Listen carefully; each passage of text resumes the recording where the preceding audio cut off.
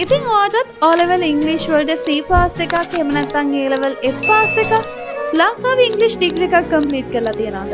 එහෙනම් ඔයාට IELTS way off කරන්න වගේම lower tuition fee එකත් එක්ක UK ගිහිල්ලා bachelors එහෙම නැත්නම් masters study කරන්න පුළුවන්. කලබල වෙන්න එපා. මේ කිසිම qualification එකක් නැති කෙනෙක් වුණත් ඔයාට පුළුවන් foundation plus degree එකකට apply කරන්න.